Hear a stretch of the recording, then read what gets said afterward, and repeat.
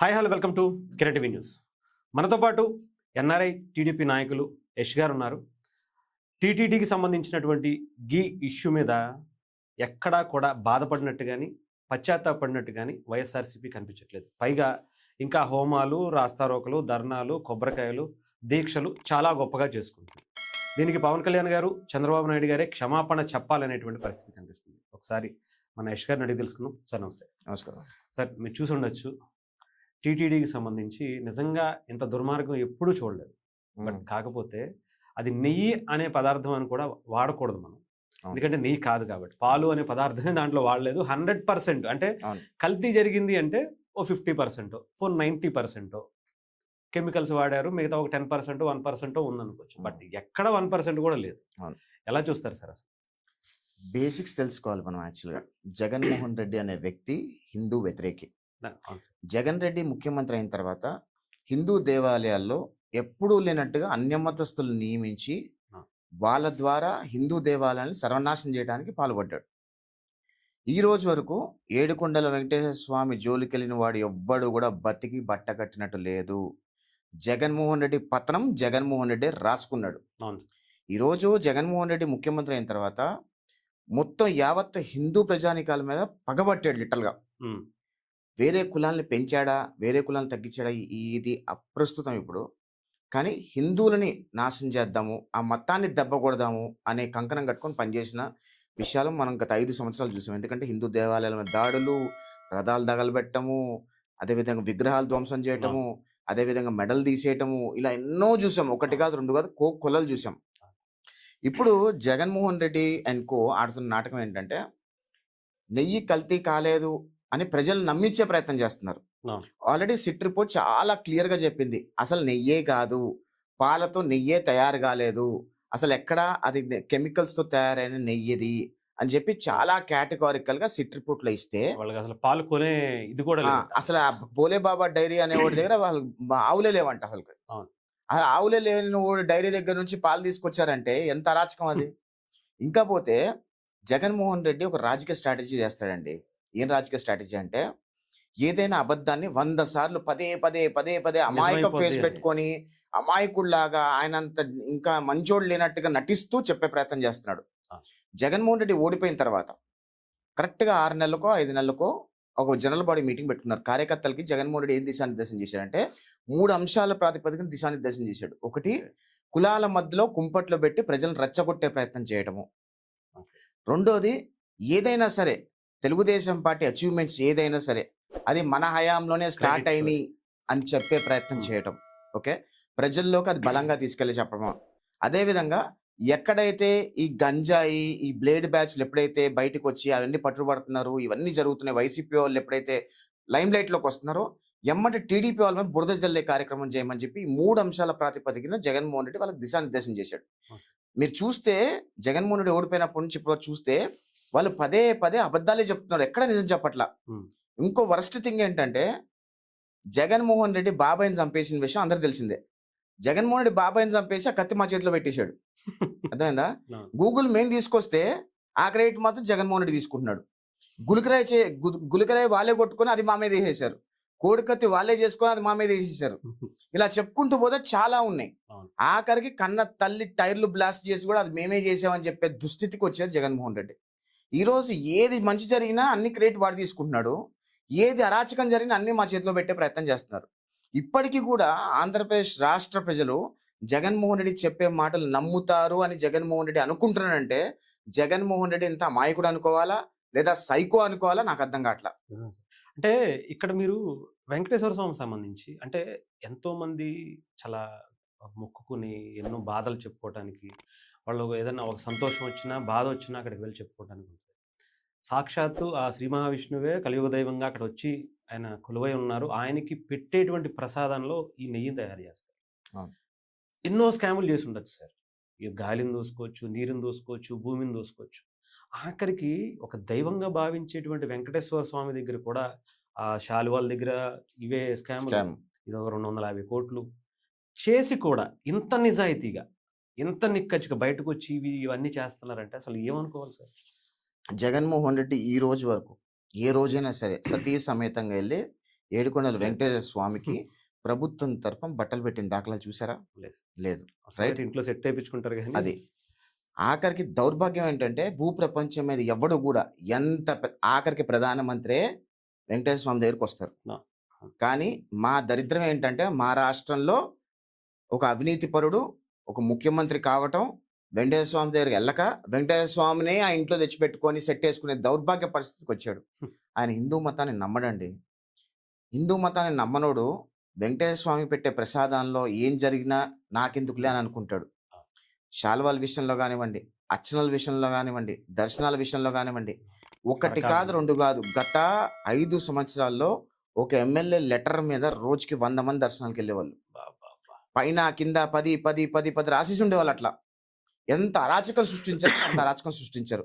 దర్శనం చేసుకోవద్దని కాదు. దానికొక అవును. నిజాయితీ, నియమాలు అన్నీ ఉన్నాయి. అవును. ఆ రకంగా ఎళ్ళాల్సిన అవసరం ఉంది. ఈరోజు తోమాల సేవలు అమ్మేసుకున్నారు. సుప్రభాత సేవలు అమ్మేసుకున్నారు. కళ్యాణాలు అమ్మేసుకున్నారు. వీఐపీ బ్రేకులు గూడా అవును. ఏ రకంగా చేశారో మనం చూసాము. అజయ్ గారైతే ఇంక డైలీ అక్కడే ఉండేవాళ్ళు కదా! వారానికి భయంకరంగా ఒక్కటి కాదు. ఈరోజు కరుణాకర్ రెడ్డి ముసలి కన్నీళ్ళు ఎంత దరిద్రంగా ఉన్నాయంటే, ఖచ్చితంగా దేవుడనేవాడు ఉన్నాడు. దేవుడనేవాడు సమాధానం చెప్తాడు. ఈరోజు కలియుగ వెంకటేశ్వర స్వామిని ఏ రకంగా అయితే హింసించారో, ఏ రకంగా అయితే అవమానపరిచారో, ఏ రకంగా అయితే కించపరిచారో, దాని పరిణామమే 11 సీట్లు. అవును. ఇప్పటికి కూడా అదే అరాచకాలు, అదే అబద్ధాలు ప్రజలను నమ్మించి మోసం చేసే ప్రయత్నం చేస్తే హిందూ సమాజం ఒప్పుకోదు. ఖచ్చితంగా జగన్మోహన్ రెడ్డి పతనం జగన్మోహన్ రెడ్డి రాసుకున్నాడు. ఈరోజు ప్రతి అవును. హిందూ ప్రపంచంలో ఉన్న హిందువులందరూ కూడా బలంగా నమ్మేదేంటంటే, జగన్మోహన్ రెడ్డి అనే వ్యక్తి గత 5 సంవత్సరాల్లో హిందూ దేవాలయాల్ని అపవిత్రం చేశాడని బలంగా అవును. నమ్ముతున్నారు. అవును. అది వాస్తవం కూడా. అవును. ఎందుకంటే రాముడు తల తీసేసినప్పుడే ఏం జరిగిందో మనం చూసాము. తల అదే తీస్తే ఏమవుద్ది? ఇంకో తల పెడతాం. ఆ తల చెయ్యి తీస్తే ఇరిగిపోతే తల ఇంకోటి పెడతాము. ఇంకో చెయ్యి పెడతాం. ఏమన్నా? చేతులు ఇస్తే చేతులు ఇంకోటి పెడతాము. వెండి పోతే అని ఇంకో వెండి వెటకారంగా చేస్తాము మాటలు. అని మాట్లాడిన వాళ్ళందరూ ఈరోజు ఎక్కడున్నారో మనం చూస్తున్నాం. ఒక విషయం ఏంటంటేనండి, ఎవరు మతాలు, ఎవరు కులాలు వాళ్ళకి గొప్ప. అవును. ముఖ్యమంత్రిగా ఉన్నప్పుడు అన్ని మతాలని, అన్ని కులాలని, అన్ని సామాజిక వర్గాన్ని గౌరవించాల్సిన అవసరం అవును. ఉంది. ఈరోజు ఆయన ముఖ్యమంత్రి అవ్వగానే కమ్మ సామాజిక వర్గాన్ని ఒక ఒక యజ్ఞంగా అవును. భూస్థాపితం చేసే ప్రయత్నం చేశాడు. అవును. కమ్మ సామాజిక వర్గంలో ఉన్న నాయకులందరి మీద కేసులు పెట్టాడు. వాళ్ళని జైలు పంపించే ప్రయత్నం చేశారు. వ్యాపారాలను ఎంటర్‌ప్రెన్యూర్స్ దెబ్బకొట్టాడు. అవును. వ్యాపారాలను అందరిని దెబ్బకొట్టాడు. ఏది చేయాలో అన్ని రకాలుగా చేశాడు. కమ్మ సామాజిక వర్గంలో ఎవరైతే గట్టిగా మాట్లాడుతున్నారో వాళ్ళందరి మీద కేసులు కేసులు పెట్టాడు. పెట్టాడు. అవును. ఇంక్లూడింగ్ నా మీద కూడా కేసు పెట్టాడు. హ్మ్. హ్మ్. నా మీద కూడా. ఇకపోతే దాని తర్వాత ఎమ్మటే పవన్ కళ్యాణ్ గారి సామాజిక వర్గానికి వచ్చారు. అవును. బీసీ సామాజిక వర్గం, కాపు సామాజిక వర్గము, ఈ నాయుడు సామాజిక వర్గాల్లో ఉన్న వాళ్ళందరినీ కూడా బలంగా ఎవరైతే ఎంటర్‌ప్రెన్యూర్స్ ఉన్నారో వాళ్ళు వాళ్ళ మీద దెబ్బలు కొట్టారు. అంటే జగన్మోహన్ రెడ్డి 5 సంవత్సరాల్లో ఏం సాధించాడురా నాయనా అంటే, కులాల మధ్యలో కుంపట్లు పెడతాం. మతాల మధ్యలో విద్వేషాలు రెచ్చగొట్టడం. అదే విధంగా ఏ రకంగా అయితే ఎవరెవరైతే ఎంటర్‌ప్రెన్యూర్స్ ఉన్నారో వాళ్ళకి అడ్డుగా ఉన్నారో వాళ్ళందరినీ దెబ్బకొట్టడం. హ్మ్. బలమైన నాయకులను జైల్లో పెట్టడం, వాళ్ళ మీద కేసులు పెట్టడం, వాళ్ళ మీద గంజాయి కేసులు పెట్టడం. అదే విధంగా రాష్ట్రంలో యువకులందరినీ కూడా టోటల్‌గా ఏ రాష్ట్ర ముఖ్యమంత్రి అయినా ఏం చేస్తాడు మనకి? ఈరోజు రాష్ట్రంలో కాలేజీలు తీసుకోవాలి, స్కూల్ వాళ్ళు చదువుకోవాలనుకుంటారు. ఆ! ఈళ్ళేం చేస్తారో తెలుసా? ఈ హిందూ దేవాలయాల్లో ఉన్న గుళ్ళని రాబరీ చేయండి, హ్మ్. హుండీలను రాబరీ చేయండి, విగ్రహాలను రాబరీ చేయండి అని చెప్పి గంజాయి పెంచి ఎంత మద్యం. దరిద్రంగా యువకుల భవిష్యత్ సర్వనాశనం చేయడం మనం చూసాం. ఇవన్నీ జగన్మోహన్ రెడ్డికి ఒక ఒక సైకలాజికల్ డిజార్డర్ ఉందండి.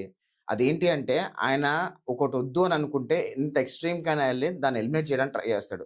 దానిలో భాగంగానే బెస్ట్ ఎగ్జాంపుల్ బాబాయ్ ఎగ్జాంపుల్. అవును. బాబాయ్‌ని వద్దనుకున్నాడు. ఎలిమినేట్ చేశాడు. హిందూ మతం వద్దనుకున్నాడు. హిందూ మతాన్ని ఏదో రకంగా దెబ్బ కొట్టాలి, అవమానపరచాలనుకున్నాడు. గత 5 సంవత్సరాలు సక్సెస్ అయ్యాడు గూడా. హ్మ్. హ్మ్. హిందూ మతాన్ని కించపరచడంలో సక్సెస్ అయ్యాడు. అవమానపరచడంలో కూడా సక్సెస్ అయ్యాడు. ఇప్పటి వరకు ఉమ్మడి ఆంధ్రప్రదేశ్‌లో గాని, విడిపోయిన ఆంధ్రప్రదేశ్ రాష్ట్రంలో గాని, ఏ రాష్ట్ర ముఖ్యమంత్రి అయినా, ఏ హిందూ దేవాలయాలైనా అన్య మతస్థులు నియమించిన దాఖలా ఎప్పుడైనా చూసామా ఎక్కడా మనం? లేదు సార్. అవును. First time in the history of ఉమ్మడి ఆంధ్రప్రదేశ్, విడిపోయిన ఆంధ్రప్రదేశ్ రాష్ట్రంలో జగన్మోహన్ రెడ్డి ముఖ్యమంత్రి అయిన తర్వాత తిరుమల తిరుపతి దేవస్థానం దగ్గర చిన్న దేవస్థానాల వరకు అన్య మతస్థులు నియమించిన దాఖలాలు ఆయనే చేశాడది. అవును. ఎందుకు అన్య మతస్థులు నియమించాల్సిన దాఖలాలు? అందులో హిందూ దేవాలయాల్లో హుండీలో వచ్చిన డబ్బులు తీసుకెళ్ళి చర్చిలు, పాస్టర్‌లకు డబ్బులు ఇచ్చాడాయన. అవును. ఎక్కడికెళ్తున్నాం ఇవన్నీ? అంటే ఏం చెప్పదలుచుకున్నారు? వాళ్ళు ఏం అరాచకాలు చేసినా సరే ప్రజలు నమ్మాలి. జగన్మోహన్ రెడ్డి ఏం చెప్పినా ప్రజలు నమ్ముతారని జగన్మోహన్ రెడ్డి అనుకుంటున్నాడు. జగన్మోహన్ రెడ్డికి ఒక ప్లస్ పాయింట్ ఉందండి. ఏంటంటే ఆ మొహాన్ని అమాయకం ఫేస్‌గా మార్చేయగలుగుతాడు. రాత్రయితే సైకోగా మార్చేస్తాడు. పొద్దునైతే అమాయక ఫేస్‌గా మార్చేస్తాడు. ఆ అమాయక ఫేస్ గా మార్చేసి అమ్మమ్మో చిన్న చిన్న మాటలు మాట్లాడేసి మాట్లాడేస్తాడు. ప్రజలేమో నిజంగానే అమ్మో అమాయకుడు కదా అని అనుకుంటారు. అంటే ప్రజలు ఈ రోజు కూడా నమ్మే పరిస్థితులు లేరు. అవును సార్. నమ్మరు కూడా జగన్మోహన్ రెడ్డిని. అంటే మీరు మొన్న లాస్ట్ ఇయర్ ఆగస్ట్ 15థ్ కావచ్చు, లేకపోతే మొన్న జనవరి 26 కావచ్చు. అంటే పేరు ఊరు లేనటువంటి పార్టీ అధ్యక్షులు కావచ్చు, పార్టీ మెంబర్స్ కావచ్చు వచ్చి జెండా ఎగరేస్తారు. ఈయన హ్మ్. మాత్రం బయటికి రాల. అవును. కనీసం ఇంటిలోంచో బయటకొచ్చో, పైకెళ్ళో, కిందకెళ్ళో జెండా ఎగరేయటానికి కూడా అవును. ఆయనకి టైం సరిపోలే. హ్మ్. ఎవరో గంటలో చూపిస్తే మాత్రం వచ్చేసారు ఇక్కడికి బయటకొచ్చి. జగన్మోహన్ రెడ్డి రాజకీయం అలానే ఉంటదండి. హ్మ్. జగన్మోహన్ రెడ్డి ఏమనుకుంటాడంటే ప్రజలు మర్చిపోతారులే. విచ్ ఇస్ ఫ్యాక్ట్ కూడా. జగన్మోహన్ రెడ్డి 43,000 కోట్ల రూపాయలు దోచుకున్నాడు అని చెప్పే మాట 2019 మర్చిపోయారు జనాలు. అవును. లిటరల్‌గా మర్చిపోయారు. జగన్మోహన్ రెడ్డి చెప్పిన హామీలు జస్ట్ మద్యపాన నిషేధం అన్నాడు, సిపిఎస్ రద్దన్నాడు, వాడి బొంద బొసానం ఏదో చెప్పాడు. ప్రజలు నమ్మేశారు. ఆఖరికి ఏం చెప్పాడు? అమరావతిలో కూడా చంద్రబాబు నాయుడు ఇచ్చిన దానికంటే రెసిడెన్షియల్‌లో 200 గజాలు ఎక్కువ ఇస్తా, కమర్షియల్‌లో 100 ఎక్కువ ఇస్తా అనగానే అమరావతి భూములు ఇచ్చినోళ్ళు కూడా ఆశపడి జగన్మోహన్ రెడ్డికి ఓటేశారు. ఏమైందో మనం అవును. చూసాం. అవును. అవును. అంటే జగన్మోహన్ రెడ్డి ప్రజల్ని బురిడి కొట్టించడం దిట్ట. అదే విధంగా జగన్మోహన్ రెడ్డి ఈరోజు ఆంధ్రప్రదేశ్ రాష్ట్రానికి విజిటర్ ఆయన. ఓకే. అవును. Visiting politics. కనీసం ప్రధాన ప్రతిపక్ష హోదా లేదు. ఒక ఆఫ్టర్ ఆల్ కడప ఎమ్మెల్యే ఆయన, పులివెందుల ఎమ్మెల్యే ఆయన. హ్మ్. పులివెందుల ఎమ్మెల్యే హోదాలో ఆయన ఏదో ప్రజానాయకుడు, నాకు 40% ఓటు బ్యాంక్ ఉందని అనుకుంటాడు. జగన్మోహన్ రెడ్డికి 40% ఓటు బ్యాంక్ లేదండి. నేను ఓపెన్‌గా కేటగారికల్‌గా చెప్తా. జగన్మోహన్ రెడ్డికి ఉన్న ఓటు బ్యాంకు 15% ఓటు బ్యాంకు మాత్రమే. ఓకే. మిగతా 25% ఓటు బ్యాంక్ గూడా ఎవరైతే చంద్రబాబు నాయుడు గారికి ఓటేయొద్దనుకున్నారో, ఎవరైతే పవన్ కళ్యాణ్ గారికి ఓటేయొద్దనుకున్నారో వాళ్ళు మాత్రమే అటేశారు. ఓకే. అదే కాంగ్రెస్ బలంగా నిలబడి ఉంటే కాంగ్రెస్‌కి వెళ్ళిపోయి ఉండేది 25% ఓటు బ్యాంకు. అవును. జగన్మోహన్ రెడ్డికి ఉన్న అసల సిసులైన ఓటు బ్యాంకు 15% మాత్రమే. నాకు తెలిసి ఇంకా ఇంక్లూడింగ్ చెప్పాలంటే అది పవన్ కూడా కళ్యాణ్ కాంగ్రెస్ గారు, నుంచి వచ్చిందే కూడా దాంట్లో. ఇంక్లూడింగ్ పవన్ కళ్యాణ్ గారి కంటే తక్కువ ఓటు బ్యాంక్ ఉంది జగన్మోహన్ రెడ్డికి. ఓకే. ఈ రోజు ఏదో 40% ఓటు బ్యాంక్ ఉందని విర్రవీగుతున్నారు. హ్మ్. హ్మ్. 40% ఓటు బ్యాంక్ నంబర్స్ ఎందుకు కనిపిస్తున్నాయంటే గట్టి ప్రధాన ప్రతిపక్ష పార్టీ లేక ఆ రోజు కాంగ్రెస్ పార్టీ కూడా బలంగా నిలబడి ఉండుంటే 25% కాంగ్రెస్ పార్టీకి ఓటు బ్యాంక్ వచ్చి ఉండేది. అవును. 15% జగన్మోహన్ రెడ్డికి ఓటు బ్యాంక్ వచ్చి ఉండేది. ఈ 25% కూడా ఎవరెవరైతే చంద్రబాబు నాయుడు గారంటే ఇష్టం లేను, పవన్ అవును. కళ్యాణ్ గారంటే ఇష్టం లేనోళ్ళు, తెలుగుదేశం, జనసేన అంటే ఇష్టం లేనోళ్ళు, బీజేపీ అంటే ఇష్టం లేని వాళ్ళందరూ ఎవరికేయాలో తెలియక జగన్మోహన్ రెడ్డికి వేశారు తప్పితే అంత మించి ఏమీ లేదు అక్కడ. హ్మ్. హ్మ్. ఇకపోతే జెండా వందనం గురించి మాట్లాడుతున్నారు. ఈరోజు ఒక అడ్వకేట్ ఉంటాడండి. ఆడి పేరు నాకు గుర్తులేదు. హ్మ్. ఏదో పార్టీ పెట్టుకొని కనీసం నోటాకొచ్చిన ఓట్లు కూడా రాలా. హ్మ్. ఆయన కూడా వచ్చి జెండా వందనం చేశాడు. అవును. నోటాకొచ్చిన ఓట్లు కూడా రాని పార్టీ వాళ్ళు కూడా వచ్చి జెండా వందనం చేశారు.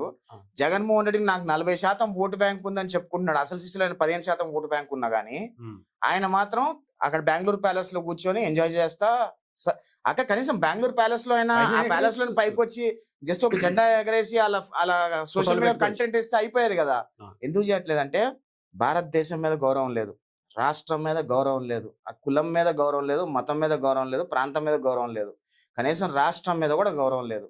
ఇలాంటి గౌరవం లేని వ్యక్తి డబ్బే ప్రాతిపదిక పెట్టుకొని డబ్బులు సంపాదించడానికి మాత్రమే ఆంధ్రప్రదేశ్ రాష్ట్రాన్ని వాడుకుంటున్నాడు జగన్మోహన్ రెడ్డి. రైట్. ఇది ప్రజలు రియలైజ్ అయ్యారు.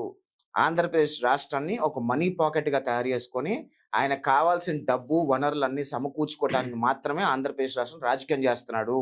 అదే విధంగా ఈరోజు ఆంధ్రప్రదేశ్ రాష్ట్రంలో ప్రజలందరూ కూడా జగన్మోహన్ రెడ్డి అనే ఒక నాయకుడు ఎంత వికృత నాయకుడు, ఎంత రాజకీయ ఉగ్రవాది అనే విషయం ప్రజలకు ఫుల్ క్లారిటీ ఉంది. రైట్. దానిలో ఎటువంటి సంకోచం లేదు.